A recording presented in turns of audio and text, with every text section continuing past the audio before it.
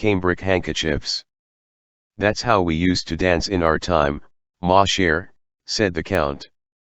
The tways a Daniel Cooper, exclaimed Marya Dmitrievna, tucking up her sleeves and puffing heavily. Chapter 21. While in the Rostovs' ballroom the sixth Anglaise was being danced to a tune in which the weary musicians blundered, and while tired footmen and cooks were getting the supper, Count Bezukhov had a sixth stroke. The doctors pronounced recovery impossible. After a mute confession, communion was administered to the dying man, preparations made for the sacrament of unction, and in his house there was the bustle and thrill of suspense usual at such moments. Outside the house, beyond the gates, a group of undertakers, who hid whenever a carriage drove up, waited in expectation of an important order for an expensive funeral.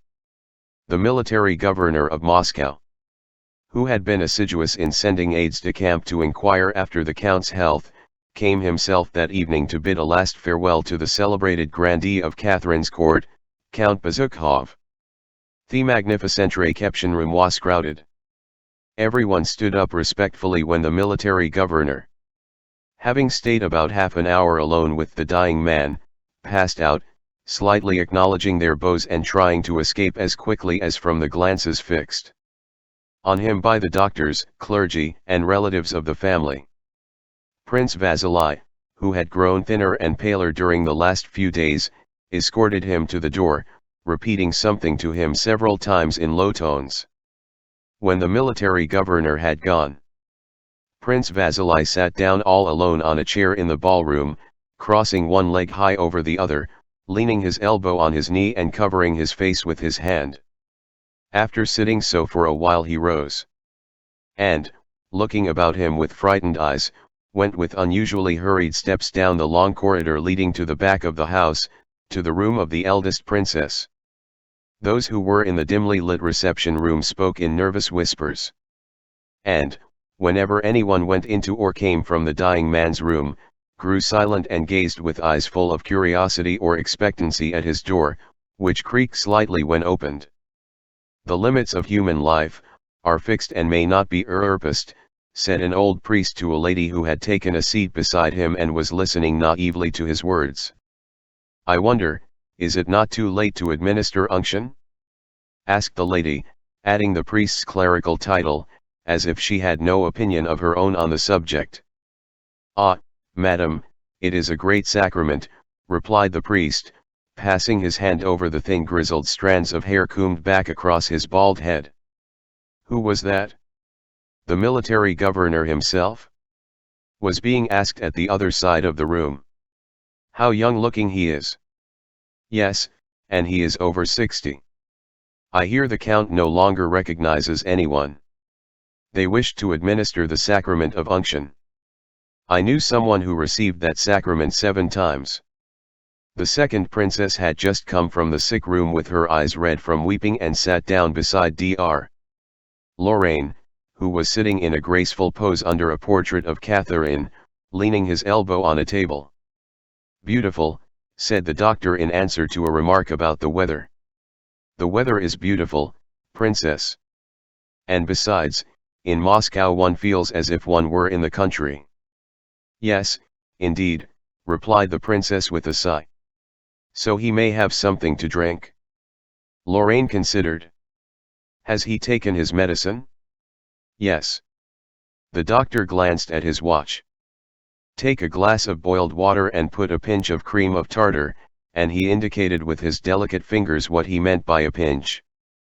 There has never been a gas, a German doctor was saying to an aide-de-camp, dat one lifts after the third stroke. And what a well-preserved man he was, remarked the aide-de-camp. And who will inherit his wealth? He added in a whisper. It won't go begging, replied the German with a smile. Everyone again looked toward the door, which creaked as the second princess went in with the drink she had prepared according to Lorraine's instructions. The German doctor went up to Lorraine. Do you think he can last till morning? Asked the German, addressing Lorraine in French which he pronounced badly. Lorraine, pursing up his lips, waved a severely negative finger before his nose. Tonight, not later, said he in a low voice, and he moved away with a decorous smile of self-satisfaction at being able clearly to understand and state the patient's condition. Meanwhile Prince Vasily had opened the door into the princess' room. In this room it was almost dark. Only 2 tiny lamps were burning before the icons and there was a pleasant scent of flowers and burnt pastils. The room was crowded with small pieces of furniture, whatnots, cupboards, and little tables. The quilt of a high, white feather bed was just visible behind a screen. A small dog began to bark. "Ah, is it you, cousin?" She rose and smoothed her hair, which was as usual so extremely smooth that it seemed to be made of one piece with her head and covered with varnish. "Has anything happened?" she asked. "I am so terrified." "No, there is no change. I only came to have a talk about business," muttered the prince, seating himself wearily on the chair she had just vacated. "You have made the place warm, I must say," he remarked. "Well, sit down. Let's have a talk." Catherine. "I thought perhaps something had happened," she said with her unchanging stonily severe expression. And, sitting down opposite the prince, she prepared to listen. "I wished to get a nap, mon cousin, but I can't." "Well, my dear?" said Prince Vasily, taking her hand and bending it downwards as was his habit. It was plain that this referred to much that they both understood without naming. The princess, who had a straight, rigid body, abnormally long for her legs, looked directly at Prince Vasily with no sign of emotion in her prominent grey eyes. Then she shook her head and glanced up at the icons with a sigh. This might have been taken as an expression of sorrow and devotion, or of weariness and hope of resting before long. Prince Vasily understood it as an expression of weariness. "And I?" he said. "Do you think it is easier for me? I am as worn out as a post horse, but still I must have a talk with you, Kadik, a very serious talk." Prince Vasily said no more and his cheeks began to twitch nervously, now on one side, now on the other, giving his face an unpleasant expression which was never to be seen on it in a drawing room. His eyes too seemed strange. At one moment they looked impudently sly and at the next glanced round in alarm. The princess, holding her little dog on her lap with her thin bony hands, looked attentively into Prince Vasilis' eyes, evidently resolved not to be the first to break silence, if she had to wait till morning. "Well, you see, my dear princess and cousin, Catherine Semenovna," continued Prince Vasily, returning to his theme, apparently not without an inner struggle. "At such a moment as this one must think of everything. One must think of the future, of all of you. I love you all, like children of my own, as you know." The princess continued to look at him without moving, and with the same dull expression. "And then of course my family has also to be considered," Prince Vasily went on, testily pushing away a little table without looking at her. "You know, Kadik, that we you 3 sisters, Mamontov and my wife are the count's only direct heirs. I know how hard it is for you to talk or think of such matters. It is no easier for me. But, my dear, I am getting on for 60 and must be prepared for anything. Do you know I have sent for Pierre?" The count, pointing to his portrait, definitely demanded that he should be called. Prince Vasily looked questioningly at the princess, but could not make out whether she was considering what he had just said or whether she was simply looking at him. "There is one thing I constantly pray God to grant, mon cousin," she replied, "and it is that he would be merciful to him and would allow his noble soul peacefully to leave this." Yes, of course," interrupted Prince Vasily impatiently, rubbing his bald head and angrily pulling back toward him the little table that he had pushed away. "But, in short, the fact is, you know yourself that last winter the Count made a will by which he left all his property, not to us his direct heirs, but to Pierre." "He has made wills enough," quietly remarked the princess. "But he cannot leave the estate to Pierre." Pierre is illegitimate. But, my dear, said Prince Vasily suddenly, clutching the little table and becoming more animated and talking more rapidly. What if a letter has been written to the Emperor in which the Count asks for Pierre's legitimation? Do you understand that in consideration of the Count's services, his request would be granted? The princess smiled as people do who think they know more about the subject under discussion than those they are talking with. I can tell you more, continued Prince Vasily, seizing her hand, that letter was written, though it was not sent. And the Emperor knew of it? The only question is, has it been destroyed or not? If not, then as soon as all is over. And Prince Vasily sighed to intimate what he meant by the words all is over. And the Count's papers are opened, the will and letter will be delivered to the Emperor, and the petition will certainly be granted. Pierre will get everything as the legitimate son. And our share? Asked the princess smiling ironically, as if anything might happen, only not that. But, my poor Katic, it is as clear as daylight. He will then be the legal heir to everything and you won't get anything. You must know, my dear, whether the will and letter were written, and whether they have been destroyed or not. And if they have somehow been overlooked, you ought to know where they are, and must find them, because... What next? The princess interrupted, smiling sardonically and not changing the expression of her eyes. I am a woman, and you think we are all stupid? But I know this. An illegitimate son cannot inherit, unbattered. Asterisk she added, as if supposing that this translation of the word would effectively prove to Prince Vasily the invalidity of his contention. Asterisk a bastard. Well, really, Katic. Can't you understand? You are so intelligent. How is it you don't see that if the Count has written a letter to the Emperor begging him to recognize Pierre as legitimate, it follows that Pierre will not be Pierre but will become Count Bezukhov, and will then inherit everything under the will? And if the will and letter are not destroyed, then you will have nothing but the consolation of having been dutiful et tout ce qui s'ensuit. Asterisk that's certain. Asterisk and all that follows therefrom. I know the will was made, but I also know that it is invalid.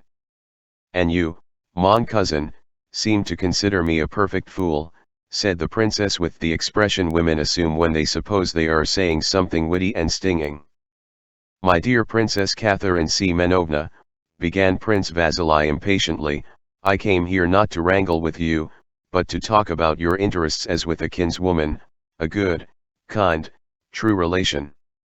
And I tell you for the 10th time that if the letter to the Emperor and the will in Pierre's favor are among the Count's papers, then, my dear girl, you and your sisters are not heiresses. If you don't believe me, then believe an expert.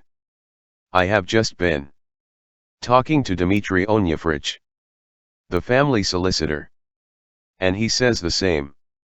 At this a sudden change evidently took place in the princess' ideas.